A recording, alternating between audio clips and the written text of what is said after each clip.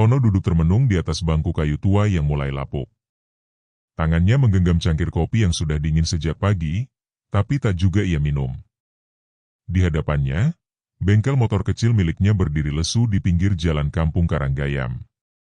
Plang bengkel yang dulunya dicat merah mencolok, kini memudar seperti harapan yang lama ditinggal waktu. Di atas meja kerja, obeng, tang, dan ragam alat lainnya menumpuk tak terpakai. Seisi bengkel seperti museum kesepian, senyap, berdebu, dan ditinggalkan.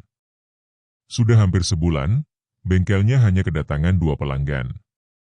Itu pun bukan servis besar, hanya tambal ban dan setel rantai. Sisanya, hanya orang lewat.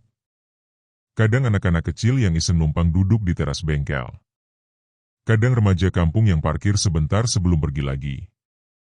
Selebihnya, angin, debu, dan sunyi. Tono bukannya tak berusaha. Ia sudah menurunkan harga servis, memberikan diskon, bahkan pernah membagi brosur ke pasar kecamatan. Tapi tetap saja, roda usahanya seperti dikutuk tak bergerak. Warga Karanggayam kini lebih memilih ke bengkel modern di tepi jalan provinsi. Bengkel Tono dianggap terlalu sederhana, terlalu jadul, terlalu kampung. Istrinya sudah lama meninggal. Hanya ada Tono dan anak sematawayangnya, Riko, yang kini duduk di bangku SMK. Anak itu masih lugu, penuh semangat, dan tak tahu apa-apa tentang kesulitan ayahnya. Tono sengaja menyembunyikan semuanya. Uang sekolah masih ia bayarkan. Makan tetap tersedia di meja. Tapi di balik semua itu, Tono mulai menjual barang-barang lamanya. Satu-satu. Mulai dari TV, lemari es, sampai sepeda motor lamanya yang dulu dibelikan mendiang istrinya saat awal menikah. Malam-malam, Tono terjaga. Ia duduk diam di atas ranjang, memandangi langit-langit kamar yang retak. Ia berpikir keras, menyusun rencana, mencari jalan keluar. Tapi semua seakan buntu. Tak ada pintu harapan. Hanya lorong gelap yang terus menjeratnya lebih dalam. Lalu, suatu hari, ia mendengar sesuatu. Sebuah bisik-bisik dari seorang pedagang tua di pasar. Lelaki itu berbicara pada orang lain, tapi cukup keras untuk ditangkap oleh telinga Tono. Kalau di depan gua angker itu ada yang mau bertapa, biasanya ada yang datang. Tapi bukan sembarang yang datang.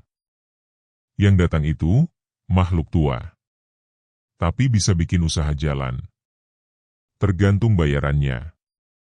Tono membeku. Ia pura-pura tak mendengar. Tapi kata-kata itu menancap seperti paku di pikirannya. Gua Angker. Sungai kecil di hutan belakang kampung. Tempat yang selama ini dijauhi warga. Tak ada yang berani ke sana setelah maghrib. Konon, dari dalam gua itu sering terdengar suara genta logam dan desir angin aneh, seperti bisikan yang tak manusiawi. Tapi tak ada yang berani mencari tahu. Beberapa hari berlalu, tapi kata-kata itu terus menghantui. Tono semakin gelisah. Ia mulai mengumpulkan informasi diam-diam. Ia mendatangi warung kopi, mendengarkan obrolan para tukang ojek. Ia bahkan bertanya pada nenek tua yang tinggal sendirian di ujung dusun. Semuanya mengarah ke tempat yang sama, gua di balik sungai, tersembunyi di balik semak-semak dan pohon beringin besar. Tempat yang tak pernah dijamah manusia sejak dahulu kala. Akhirnya, pada malam Jumat Kliwon, Tono memberanikan diri. Ia membawa 1 buntalan kain berisi kemenyan, air bunga, dan nasi kuning.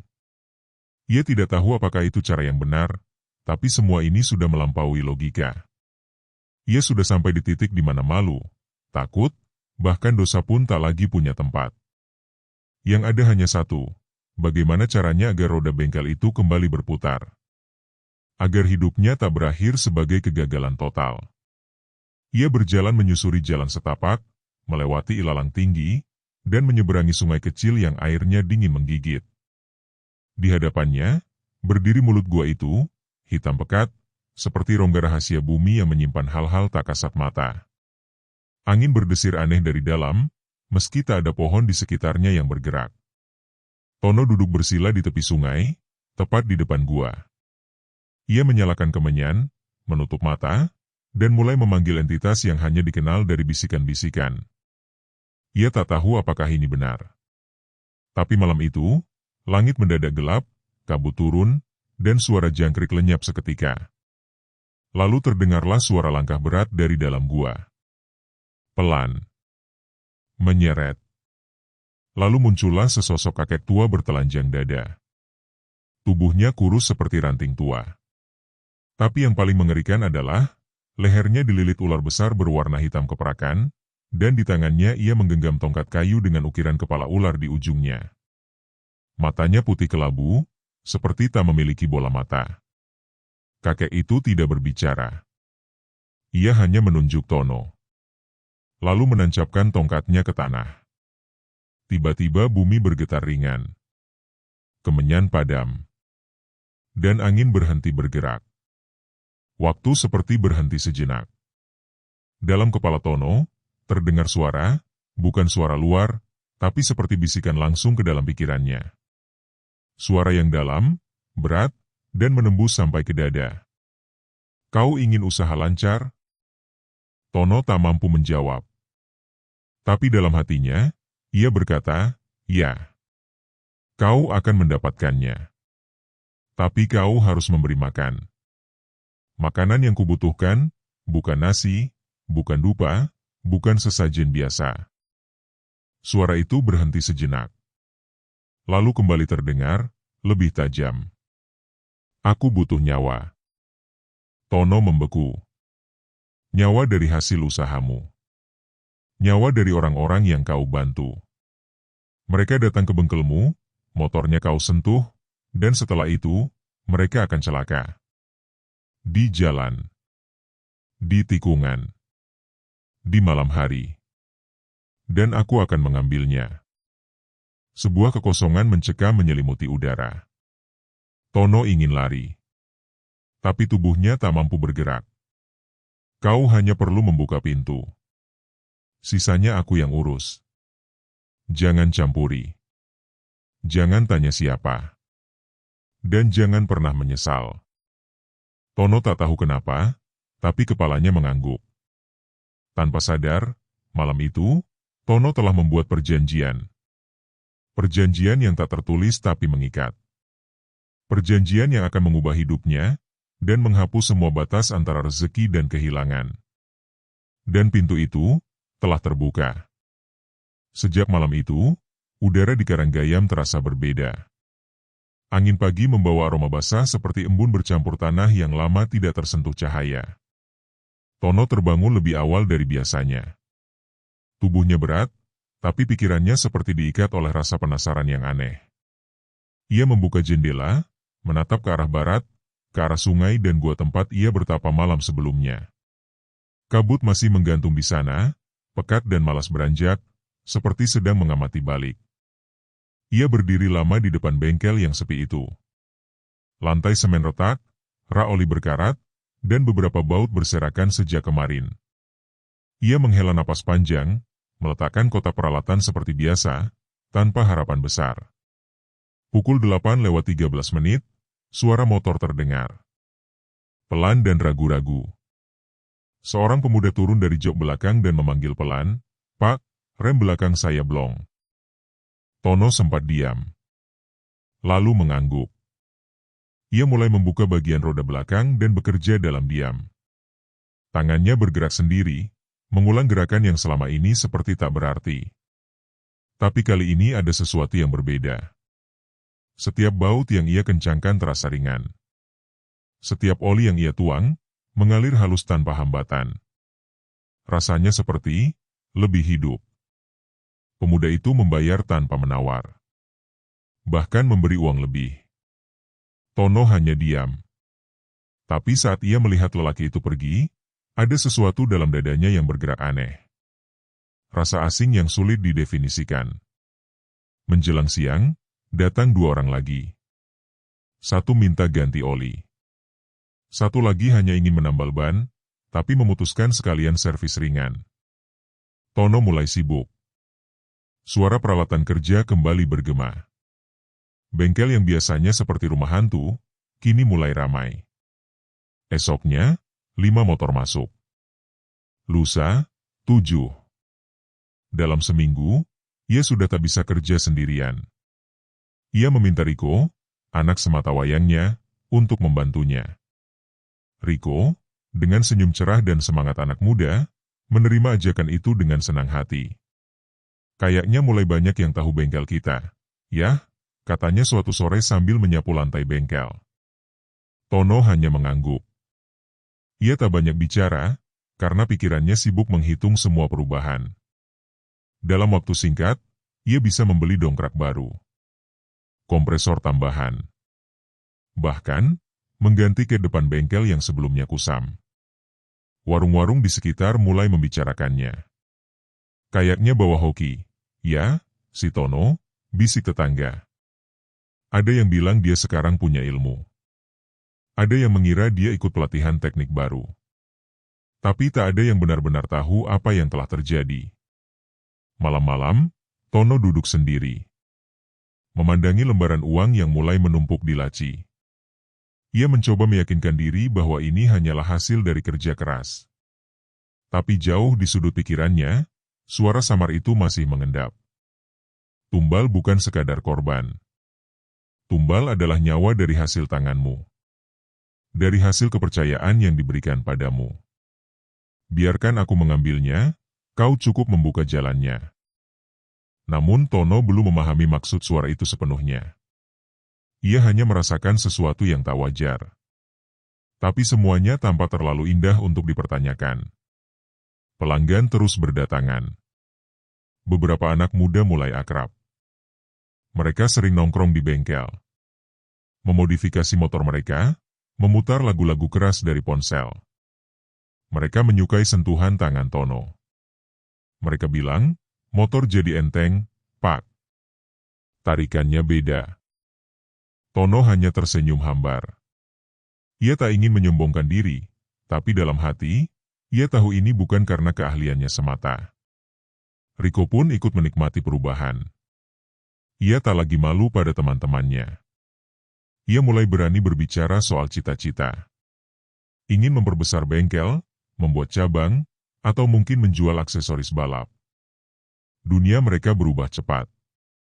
Lebih cepat dari yang bisa dipahami oleh nalar.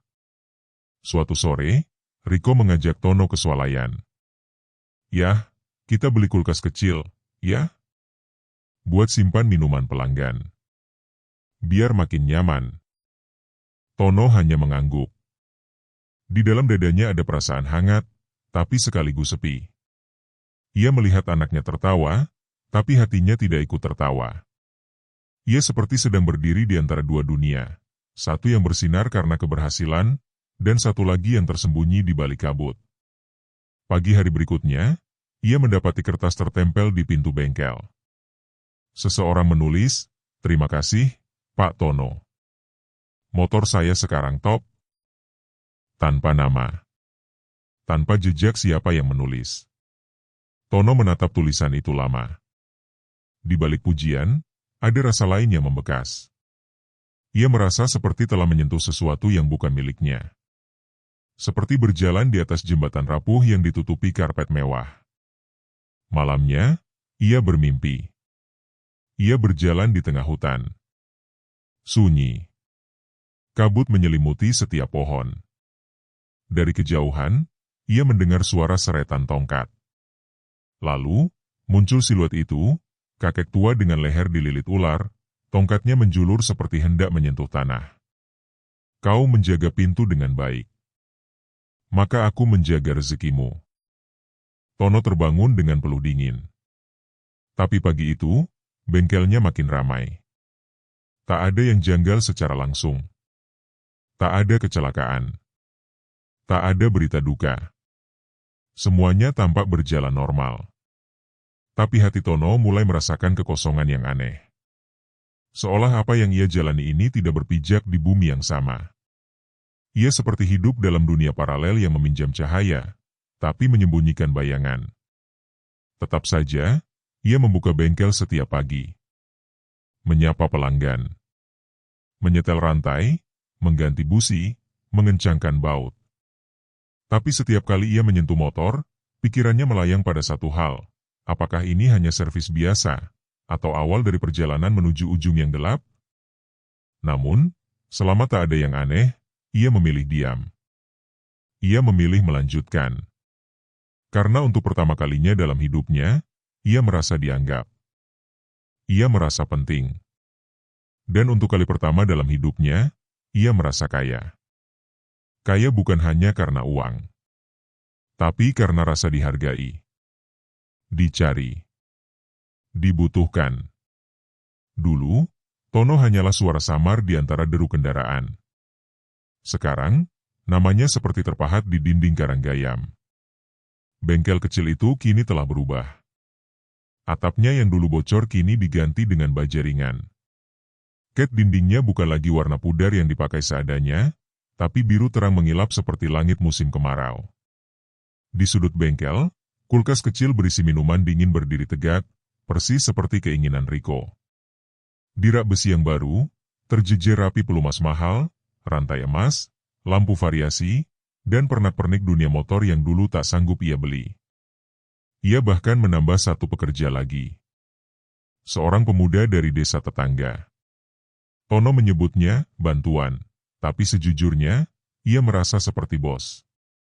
Setiap pagi, antrean motor sudah mengular sejak sebelum ia membuka rolling door.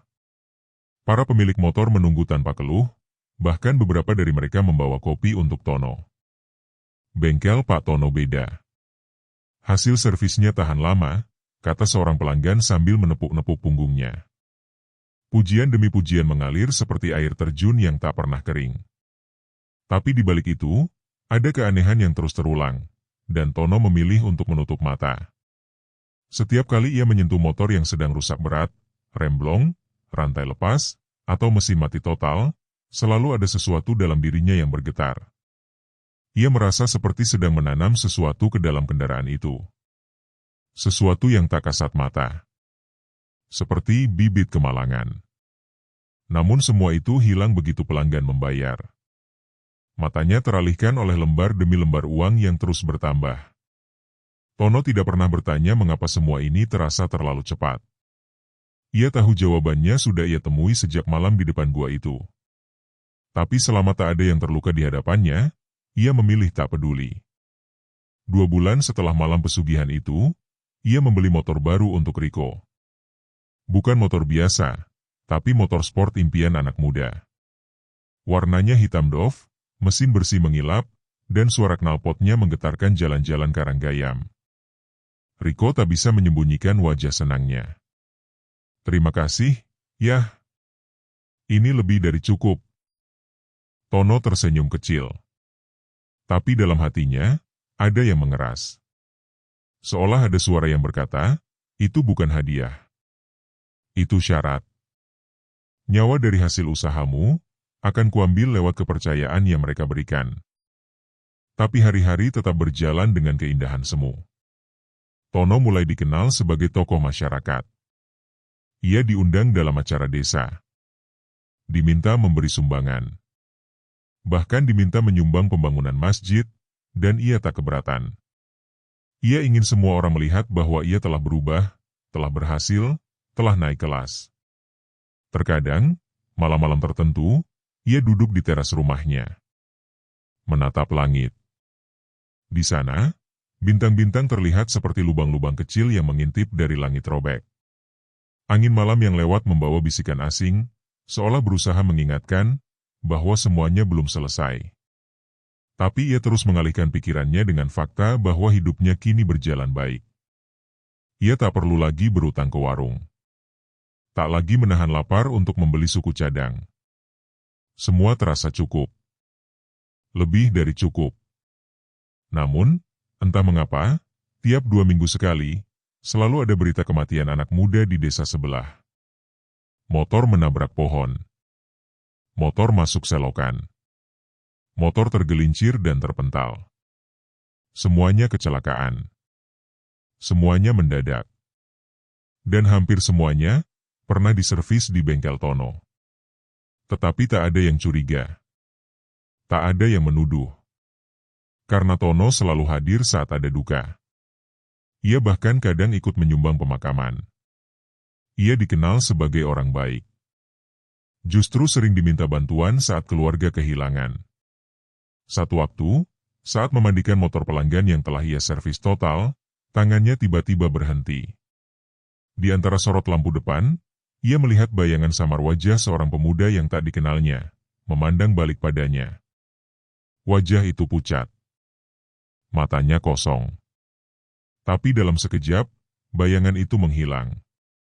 Tono menarik napas dalam-dalam, lalu menepuk pipinya sendiri. Kurang tidur, katanya dalam hati. Tapi ia tahu, itu bukan soal tidur. Suatu pagi, ia kembali ke sungai di depan gua. Ia tak tahu kenapa ia datang ke sana. Tapi tubuhnya seolah ditarik ke tempat itu. Kabut tipis masih bergantung, dan air sungai mengalir tenang seolah menyimpan rahasia besar. Ia berdiri lama di sana, menatap mulut gua yang hitam menganga. Tak ada suara. Tak ada angin. Tapi ketika ia menutup mata, suara itu kembali terdengar. Kau menjaga aliran. Aku menjaga keseimbangan. Jangan berpikir untuk menghentikan. Karena hidup yang kau pilih telah mengikatmu. Tono membuka matanya. Tidak ada apa-apa. Tapi perasaannya seperti dicekik sesuatu yang tak terlihat. Ia tahu bahwa kejayaan ini bukanlah hadiah, tapi utang. Dan utang itu sedang ditagih, sedikit demi sedikit, dalam bentuk yang tak bisa ia kembalikan. Malam itu, ia menghitung uang di laci. Ratusan lembar tersusun rapi. Tapi entah mengapa, tangan kirinya gemetar. Ia menutup laci cepat-cepat. Lalu berdiri. Menatap kaca bengkel. Di kaca itu, sejenak ia melihat sesuatu melilit lehernya. Ular hitam berkilat, yang kemudian lenyap begitu ia mengedipkan mata. Ia duduk di kursi. Menunduk. Napasnya memburu. Tapi tetap, besok pagi ia akan membuka bengkel seperti biasa. Karena di dunia yang ia jalani sekarang, berpura-pura tidak tahu, adalah satu-satunya cara untuk tetap hidup. Namun, sekuat apapun seseorang menutup mata, kenyataan selalu punya cara menyelinap masuk lewat celah terkecil. Dan pada suatu malam yang kelam, celah itu terbuka lebar. Tono sedang duduk di bangku kayu bengkel. Matanya menatap kosong ketumpukan ban bekas. Laci uang penuh, motor-motor pelanggan memenuhi area servis, bahkan ia baru saja membeli sebidang tanah kecil di sebelah rumahnya. Tapi entah mengapa, rasa puas yang dulu menyertainya kini menghilang. Terganti oleh sesuatu yang menggigit perlahan, seperti kabut dingin yang masuk ke tulang. Malam itu sunyi. Terlalu sunyi. Bahkan jangkrik pun seolah enggan bersuara. Di luar, terdengar raungan mesin motor. Suara ban menyentuh aspal dengan kecepatan tinggi. Suara itu memekakan. Lalu berhenti tiba-tiba, disusul sorakan dan tawa anak-anak muda. Riko. Anak sematawayangnya. Sudah 2 minggu ini Riko ikut komunitas balap liar di kota sebelah. Motor baru yang dibelikan Tono dijadikan alat unjuk gigi. Tono tahu, tapi memilih diam. Ia pernah melarang, tapi Riko membalas dengan senyum dan berkata, "Yah, motor ini terlalu cepat untuk disimpan di garasi." Dan Tono tak sanggup membantah. Karena di sudut pikirannya, ia tahu, motor itu bukan sekadar kendaraan. Itu adalah benih. Dan benih itu sudah mulai tumbuh. Malam berganti pagi. Dan seperti pagi-pagi lainnya, kabar buruk datang tanpa ketukan. Seorang warga datang berlari ke bengkel. Wajahnya pucat. Nafasnya tersengal. Pak Tono, kecelakaan di Simpang 3 Karangjati. Anak muda, tabrakan hebat. Tono merasa jantungnya berhenti sejenak. Tangannya spontan gemetar. Tapi ia tetap berdiri, pura-pura tenang. Siapa yang kecelakaan? Tanyanya lirih. Warga itu menggeleng. Belum tahu, tapi katanya motornya kayak punya Riko. Dunia di sekeliling Tono runtuh dalam sekejap. Ia berlari, Lebih cepat dari yang bisa dilakukan oleh pria seusianya. Jalanan yang ia kenal sepanjang hidupnya kini terasa asing, panjang, dan menusuk seperti duri. Saat tiba di lokasi, kerumunan sudah mengitari tempat kejadian. Di tengahnya, tubuh seorang anak muda tergeletak. Motor sport hitam terlempar ke sawah. Helmnya pecah. Dan meski tak ada kata darah di sini, dunia seakan menjerit dalam kesunyian. Itu Rico. Anak satu-satunya. Harapan yang ia perjuangkan sejak istrinya meninggal. Satu-satunya alasan ia bertahan, kini tergeletak diam, tanpa suara, tanpa gerak. Tono mendekat, lututnya lemas. Suara orang-orang di sekitarnya menghilang. Ia hanya mendengar suara yang pernah ia dengar di malam pesugihan itu. Suara berat, dingin, namun sangat jelas. Nyawa dari usahamu. Nyawa dari tanganmu. Lewat kendaraan yang kau bantu. Lewat kepercayaan yang mereka beri. Kini, aku mengambil milikmu sendiri. Tono memekik dalam hati. Ia ingin berteriak, tapi tak ada suara yang keluar. Ia ingin menangis, tapi air matanya beku. Ia hanya menatap wajah anaknya yang pucat, dan di balik kelopak matanya, ia tahu, ini bukan kecelakaan biasa. Ini adalah penagihan. Setelah proses pemakaman yang sunyi dan dingin, Tono mengurung diri di kamar. Bengkel ditutup. Uang disimpan. Dunia seakan tak berarti lagi. Tak ada yang bisa menggantikan Rico. Selama berhari-hari, ia hanya duduk di ruang tamu. Tidak bicara. Tidak makan. Tidak menyentuh apapun. Hanya memandangi foto Rico di dinding. Senyum anak itu seperti mencibirnya, mengutuk pilihan ayahnya yang pernah berdoa di depan gua. Sampai suatu malam, pintu bengkel berbunyi. Tono yang sudah berminggu-minggu tak tidur dengan benar, terkejut. Ia melihat ke jam dinding. Pukul 2 pagi. Pintu berderi terbuka dengan sendirinya. Angin malam masuk.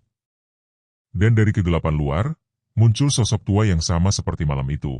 Lehernya dilingkari ular, tongkatnya tetap dihiasi kepala ular yang menyeringai. Kakek itu berdiri diam. Ular di lehernya mendesis pelan. Tono tak bicara. Ia hanya menatapnya, tubuh gemetar. Sosok tua itu melangkah pelan ke dalam bengkel, menatap rak-rak yang dulu kosong dan kini penuh. Ia menyentuh meja kayu dengan ujung tongkatnya. Lalu ia berbisik. Sudah kubilang. Ini bukan hadiah. Ini perjanjian. Tono mengepalkan tangannya. Aku tidak mau lagi.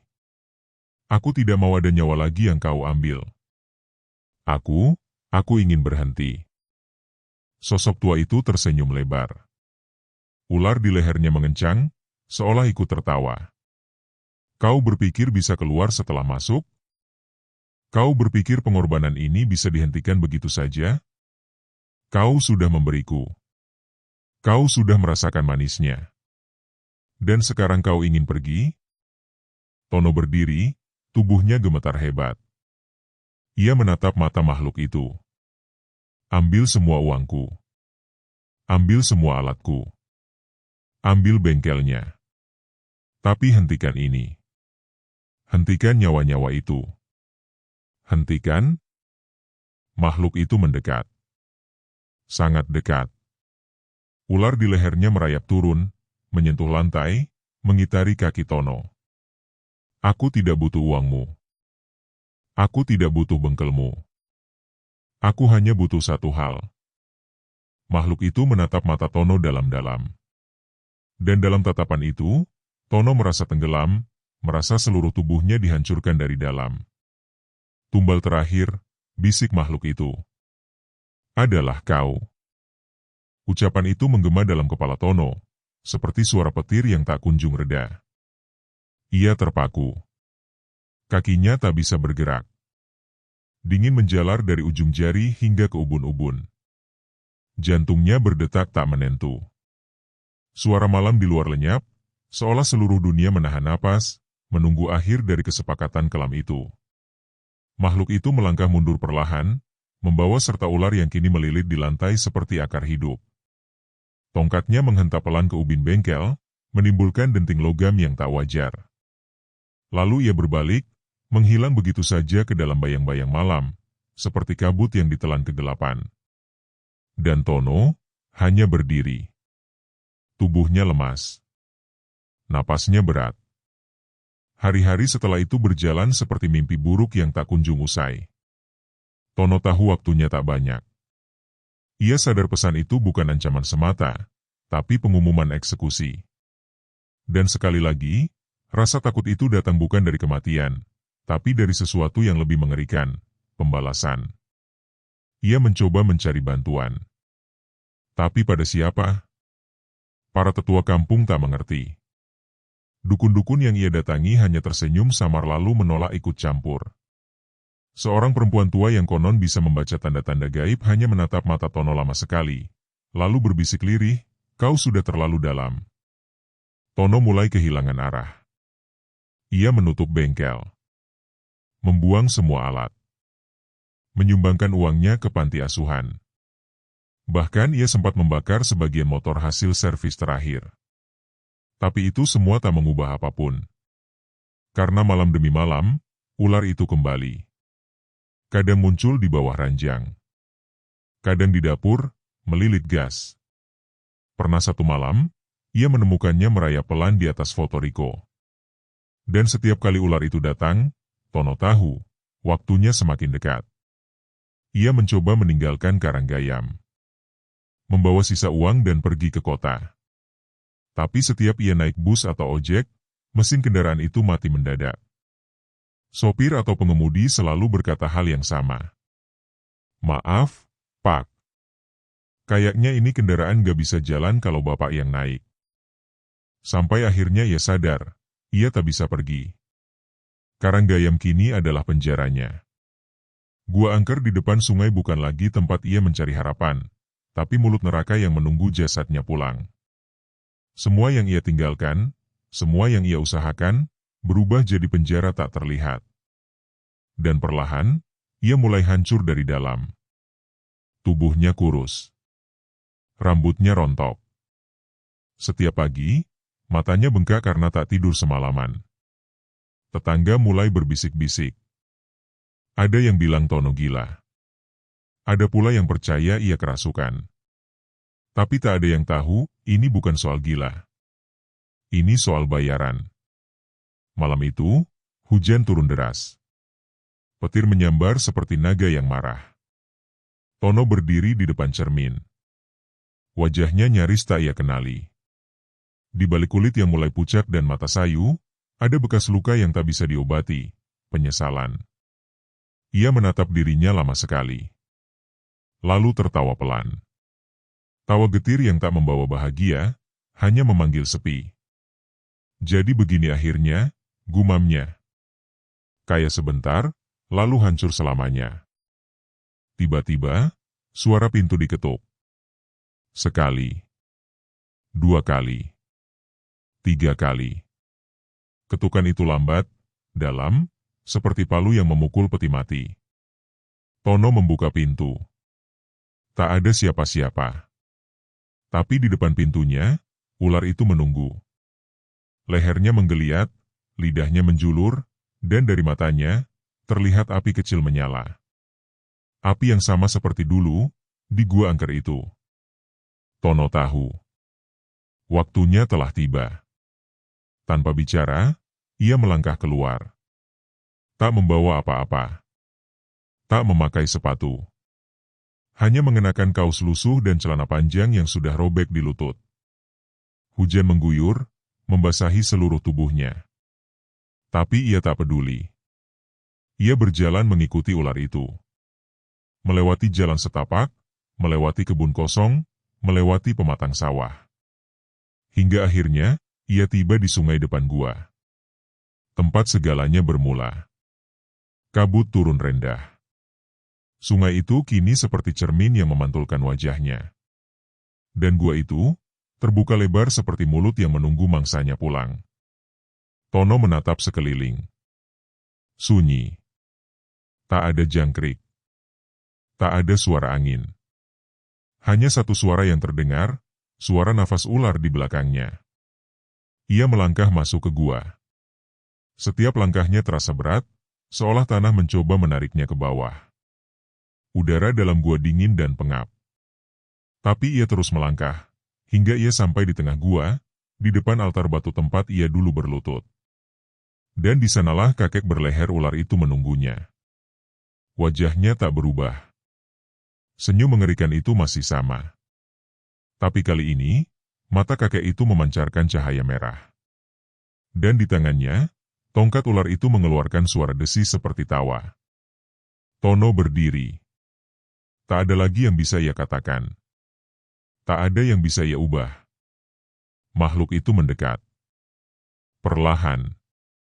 Menyentuhkan tongkatnya ke dada Tono.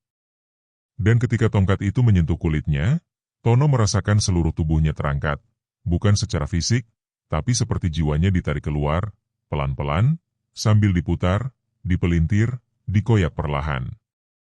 Namun Tono tak melawan. Karena di detik terakhir sebelum kesadarannya hilang, ia melihat Riko. Anak itu berdiri di ujung gua, menatap ayahnya dengan wajah yang tak lagi marah, hanya sedih. Dan Tono tahu, ini adalah akhir yang pantas. Karena ia telah menjual hidupnya. Dan kini, ia sendiri yang menjadi harga terakhir. Hening menyelimuti mulut gua saat Tono menghilang. Hujan berhenti. Angin terdiam. Tak ada suara, kecuali satu, detak jantung tanah yang baru saja menerima tumbal. Tanah yang basah oleh air sungai dan rahasia, tanah yang pernah dijanjikan kehidupan, kini menyimpan satu nama lagi dalam perutnya yang kelam. Tak ada yang tahu kapan Tono pergi. Esok paginya, bengkel itu masih tertutup rapat. Rantai pintunya tergantung, berayun pelan tertiup angin pagi. Di dalamnya, tumpukan motor masih berdiri diam, seperti menunggu pemilik yang tak akan pernah kembali. Aroma oli dan besi berkarat masih terasa, tapi suasananya tak sama. Seseorang mencoba mengetuk pintu. Tak ada jawaban. Lalu berita itu pelan-pelan menyebar. Tono menghilang. Begitu saja. Tanpa pamit, tanpa jejak. Sebagian orang mengira ia kabur karena utang. Ada pula yang bilang dia sudah gila, masuk hutan dan tersesat. Tapi hanya beberapa yang tahu bahwa Tono tak sekadar hilang.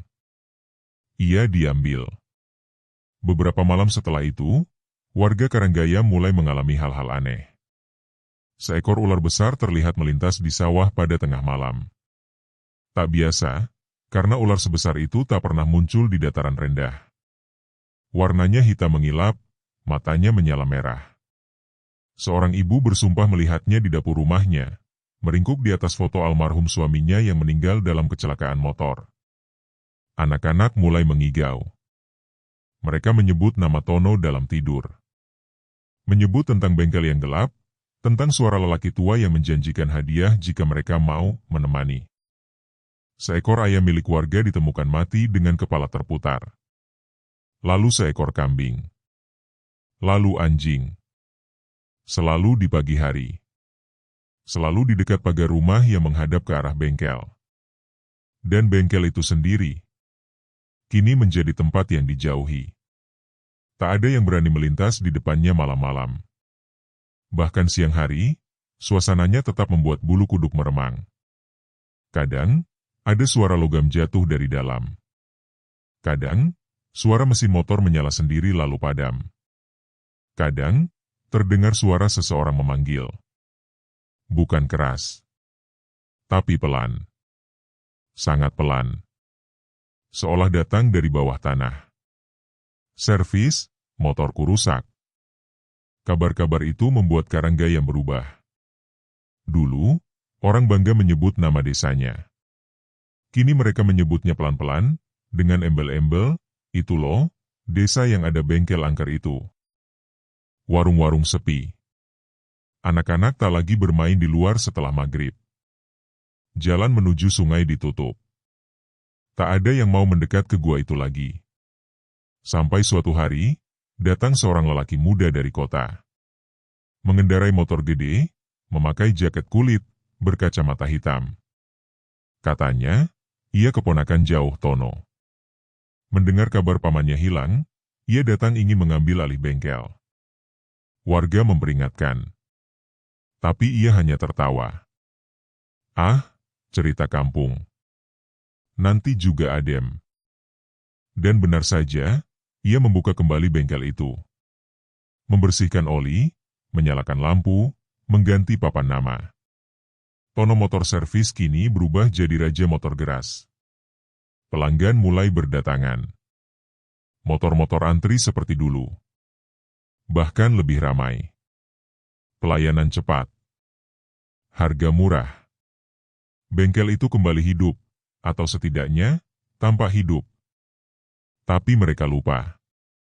Pesugihan bukan sekadar perjanjian, tapi warisan. 3 bulan sejak bengkel dibuka kembali, sebuah kecelakaan terjadi. Seorang remaja tewas saat pulang dari servis. Rem motornya blong. Jenazahnya ditemukan di tikungan dekat sawah. Kepalanya menghadap ke arah bengkel. Beberapa hari kemudian, kecelakaan lagi. Dan lagi. 3 nyawa hilang dalam 2 minggu.